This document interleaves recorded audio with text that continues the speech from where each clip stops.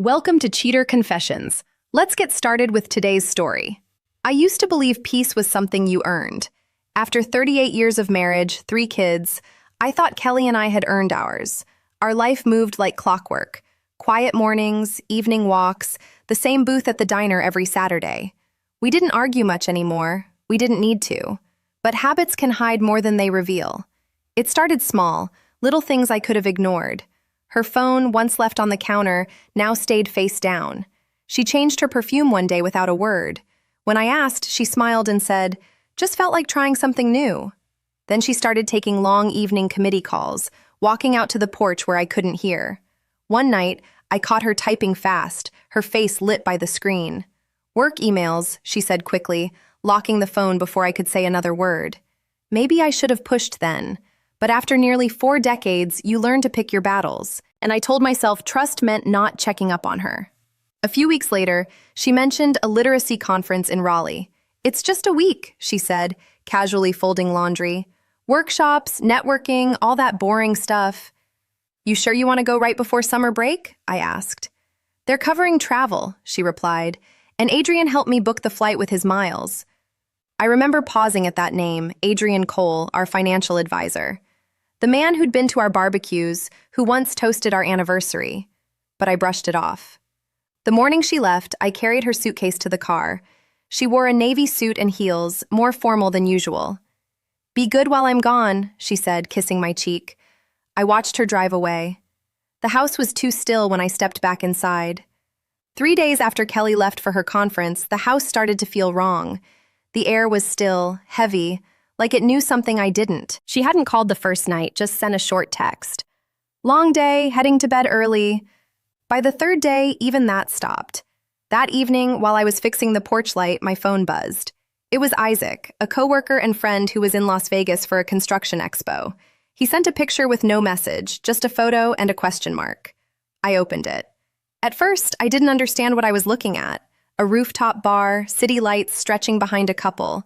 A woman in a red dress laughing, head tilted toward a man beside her. It took me 2 seconds to recognize her. Kelly. And the man? Adrian Cole. Same slick smile, same tan suit I'd seen him wear at our anniversary dinner last spring. Her hand rested lightly on his shoulder, his on her waist. I zoomed in. Her wedding ring caught the light. My stomach dropped, but my face didn't move. I just stared. A minute, maybe 2. Then I saved the photo and locked my phone. I called Isaac. "Where was this taken?" "Roof Garden Lounge, MGM Grand," he said. "Saw her across the room. Thought maybe I was seeing things." "You weren't," I said quietly. "Thanks." When the call ended, I sat on the porch steps. There'd been no conference in Raleigh, no reason to pack that navy suit. And Adrian, the man who managed our retirement, who'd eaten dinner at my table. He was in Vegas with my wife.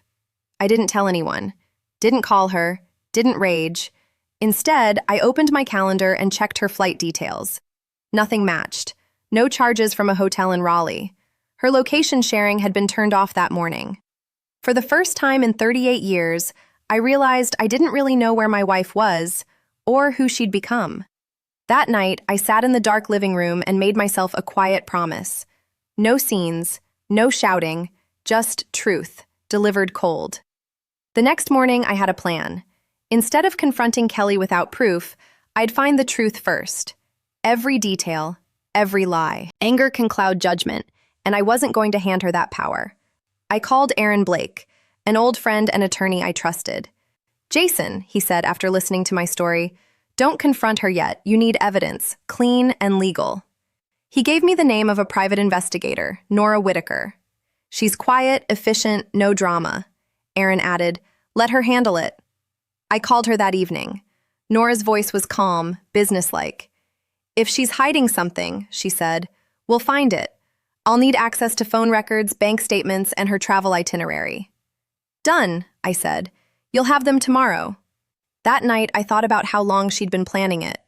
The fake conference, the new perfume, Adrian's name casually dropped into conversation. I wasn't surprised anymore. I was focused. 2 days later, Kelly had returned. She was cheerful, tan. "How was it?" I asked, hanging her coat. "Busy," she said, smiling too easily. Workshops, meetings, you know how it goes. Sure, I said. Did you learn much? She laughed. Mostly the teachers need more coffee than funding. Her tone was light, but her eyes darted away for half a second. I noticed. That night, when she went to bed, I opened the home Wi-Fi logs and copied the backups for Nora. No shouting, no guilt, just quiet precision. The next phase had begun. A week later, Nora called. Her tone was flat, professional, the kind of voice that always carries bad news. Jason, I've finished the first report, she said. You should see this yourself. I met her at a coffee shop downtown. She slid a folder across the table. No dramatics, just facts. Inside were hotel records, flight confirmations, and transaction lists. It was all there. Dates, room numbers, dinner bills. She'd flown to Las Vegas and shared a room with Adrian Cole. Every night she claimed she was attending meetings, she was dining with him instead. The timestamps matched perfectly. Nora pointed to the documents. This wasn't a one-time trip, she said quietly. I traced communication back 14 months. Regular calls, private emails, payments disguised as work expenses.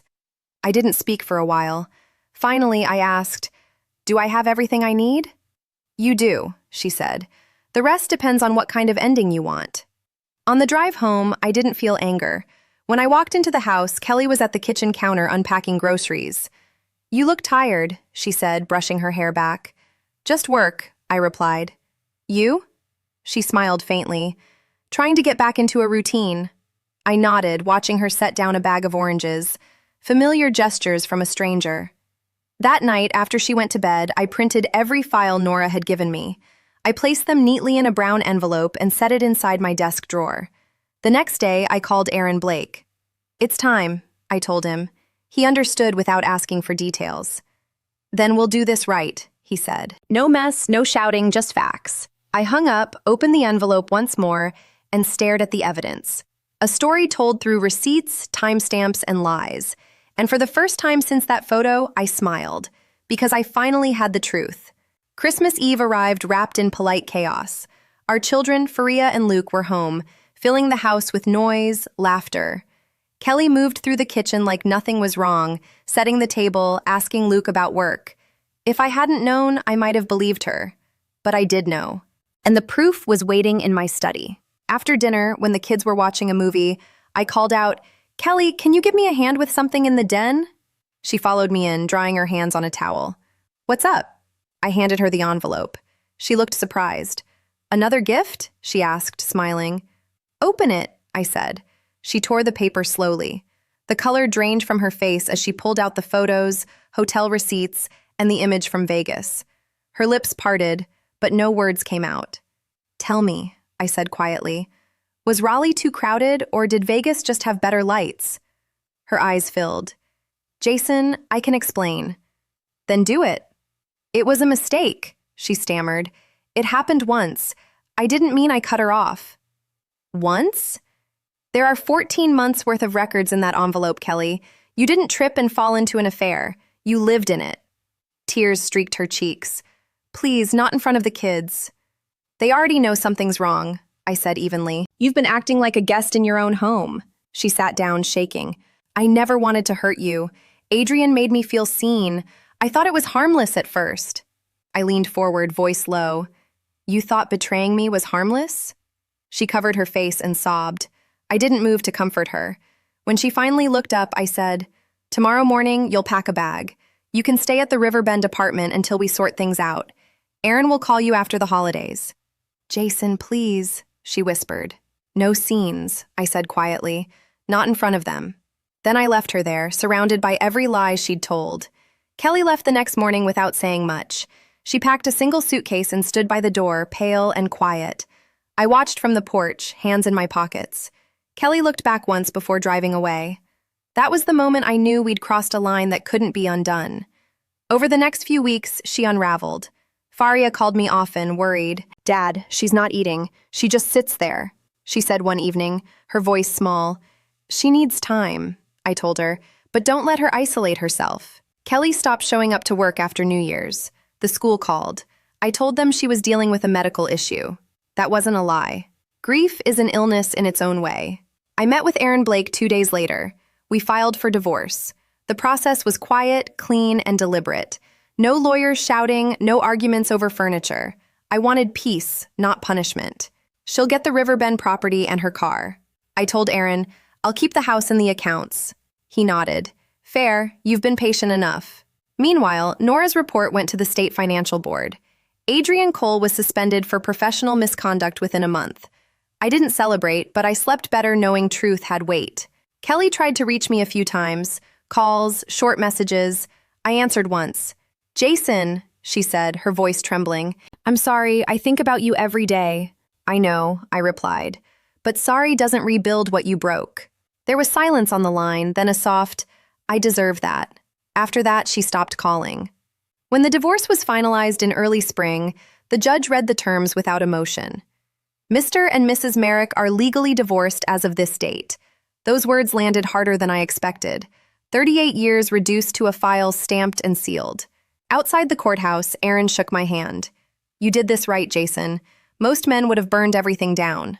Maybe, I said, but fire doesn't build peace. That night, I went home to the empty house and poured myself a single drink. It was quiet again, but this time it wasn't peace. It was aftermath. The months after the divorce passed like slow rain, steady, quiet, and heavy. I kept my routine simple. Work, gym, church, home. No detours, no late nights. The house stayed clean, almost too clean, like it was waiting for something that would never return. Kelly lived in the Riverbend apartment. Faria visited her twice a week, bringing food and trying to keep her grounded. She's better some days, Faria told me once over dinner. Then others, she just stares out the window like she's waiting for a life that's gone. She'll have to build a new one, I said, same as I did. Kelly sent 2 letters that spring, both handwritten. The first one said, I can't forgive myself, Jason. Every night I replay what I did. Adrian made me feel noticed, but it wasn't love. It was an escape. I'm sorry I used our marriage as the price for my confusion. The second came 2 weeks later. I still dream about our house, the sound of you making coffee, the way you'd hum before reading the paper. I wish I could go back, but I know I don't belong there anymore. I didn't respond to either. Not out of anger, just because there was nothing left to say. Some apologies come too late to fix anything. Adrian Cole vanished quietly. His firm reassigned his clients, and his office door stayed locked for months before a new name went up. Word was he'd moved to Florida. I didn't care where he went. He'd already lost what mattered most to him, his reputation. I went fishing again, started meeting Luke for breakfast on Saturdays, even fixed up the old cabin. Peace didn't return in a wave. It came in small pieces, and this time I wasn't going to lose it to anyone else's lies. Nearly a year later, the divorce papers were just a memory filed away in my desk drawer. The days had found their rhythm again. I'd learned to live alone without feeling lonely. One quiet afternoon, I got a message from Kelly. Can we meet? Just once. I agreed. We met at a cafe near the marina, neutral ground. She looked older, thinner, her hair streaked with gray. There was no perfume this time, no polished smile, just a woman worn down by truth. Thanks for coming, she said softly. I nodded. How are you holding up? She gave a small laugh. Some days are fine, some aren't. I see a therapist now. I'm trying. I believed her. The bitterness in her voice was gone. What was left was guilt and quiet acceptance. She slid a small envelope across the table. These are the last papers Aaron said we needed to sign, she said, and something else. Inside was a photograph, the 2 of us on our 25th anniversary, standing on the pier behind our old house. She'd written on the back, "Thank you for the years I didn't deserve and the patience I never earned." I looked at it for a moment, then folded it carefully. Kelly, I said, I don't hate you. I stopped a long time ago, but I can't carry what you did. I'm done bleeding for it.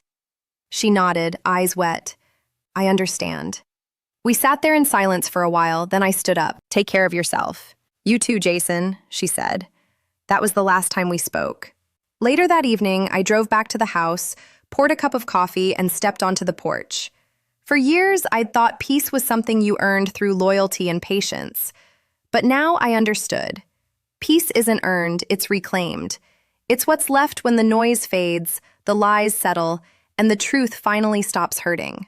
For the first time in a long while, the silence didn't feel empty. It felt free. Thank you for watching.